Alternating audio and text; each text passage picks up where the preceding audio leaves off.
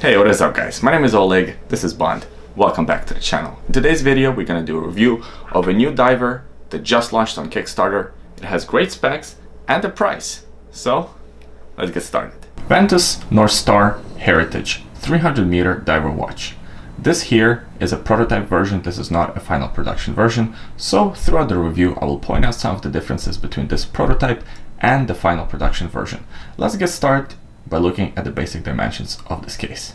We have a case diameter of 40 millimeters, a lug-to-lug width of 43 millimeters, a lug width of 20 millimeters, and a thickness of 14.5 millimeters, including the domed sapphire crystal.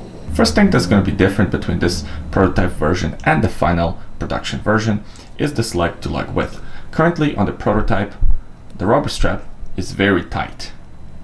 So they're likely to add 1 millimeter at the top, 1 millimeter at the bottom to loosen up and give it a little bit more space. That's why a lug-to-lug width is likely to be 45 millimeters instead of 43.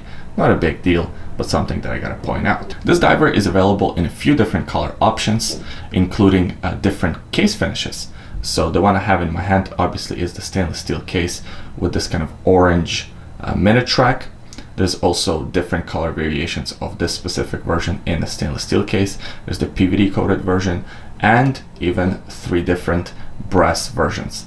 My favorite is probably the one that I have in my hand, or the H3 I believe, the one with the stainless steel case and a light blue minute ring. I think that one looks pretty good as well.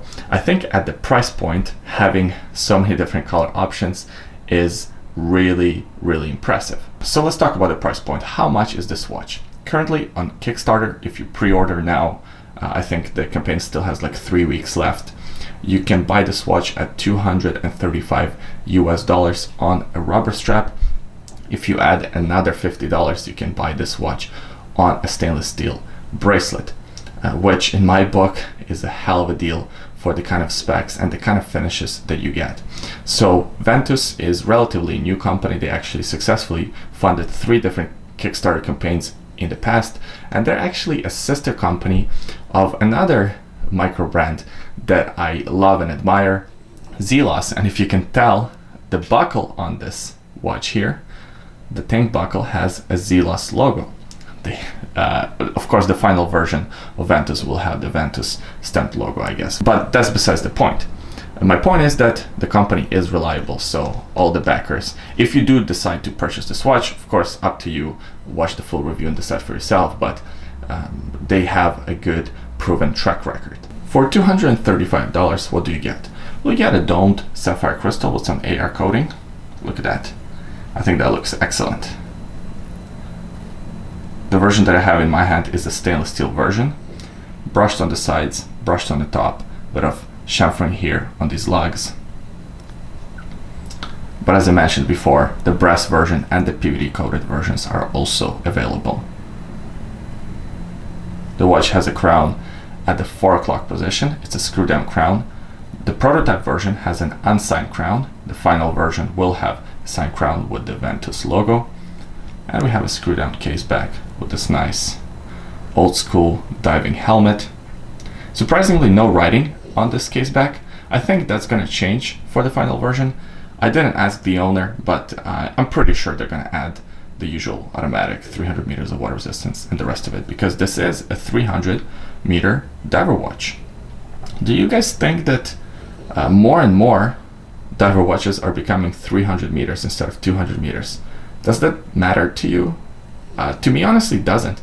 200 meters, 300 meters makes no difference, but it feels like a lot more micro brands and even big brands out there are putting 300 meters on their dials instead of 200 meters as probably a marketing strategy. The watch comes with a unidirectional 120 click ceramic insert bezel. The bezel is also lumed. I'll do a lume shot in a minute here. So the bezel action is excellent. It's firm, satisfying clicks, no backplay whatsoever.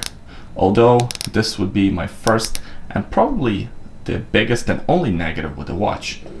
This bezel is not the easiest to turn. There isn't much grip just in the way this watch is designed and the way this bezel is designed. It's fine. I mean, it's not impossible to turn, but it's not as easy to grip as some of the other watches. Movement powering this watch is a familiar Seiko NH35 automatic movement, hacking, hand winding, 24 joules, 42 hours of power reserve. Just a solid movement, a good choice for a lot of micro brands. You also have a date window cut out by the 6 o'clock position. It's integrated really well, although again on this sample version the date window or the date wheel is not attached properly, so it's always showing in between the two dates. On the final production version, again, that will be fixed. I really like the design of this watch and I really like the dial. It has a lot going for it, yet it's simple at the same time. Not a lot of writing, just 300 meters and automatic, and then the Ventus logo at the top. That's about it. But then if you look at the minute running track, the minute markings are quite large and prominent. I like that. I also like the applied hour marks. I like this little orange ring for the minute markings.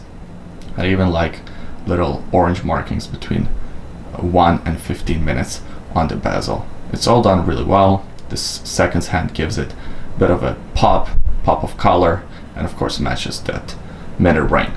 One thing I gotta mention is going to be different between this version and the final production version is that the hours and the minutes hand will have more lume than it currently has, although the lume currently on the watch is pretty good. Let me pop a lume shot on the screen. Yeah, the lume, pretty impressive, but again, the final version will have even more lume. Here's what the watch looks like on my 7¼ inch wrist. I think it fits really well. The 40mm diameter is excellent choice for a diver. 14.5mm thickness is actually not letting itself to be known on my wrist, at least. It doesn't appear to be that thick. I really like how this one fits. Alright guys, so that was the full review for Ventus Northstar 300m Heritage Diver Watch. Pretty good specs for money. Pretty good value for money if you ask me. Based on this prototype and the track record of the sister company Zelos and the track record of Ventus themselves, I'm sure this will be a great watch and a great final production when it's finally released in September. So I guess that's my kind of second negative with the watch. The first one was that the bezel is a bit tough to turn. That might be fixed in the final production. But the second negative, I guess, and that's the name of the game with a lot of Kickstarter watches, that you have to wait for a while. With this one, you have to wait all the way until September to get yours. I appreciate you watching this video until the end. Please leave a comment in the comment section below. Let me know what you think about this watch. By the way, today on my wrist, I'm wearing a watch that I reviewed just last week, Dryden Chronograph. Really enjoy wearing this watch. I think it looks great. Of course, the review will be linked in the description below. Also in the description below is a secret link. Have a look if you're curious. Thanks for watching. I hope you enjoyed yourself. I hope you had fun, and I'll see you guys next time. Bye.